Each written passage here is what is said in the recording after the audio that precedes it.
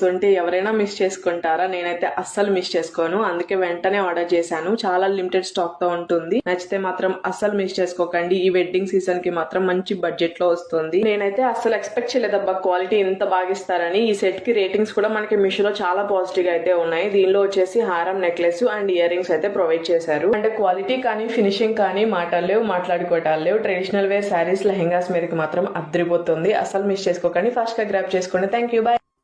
ఆ కాస్ట్ ఏంటి, ఈ క్వాలిటీ ఏంటి, అమ్మ సెట్ అది కూడా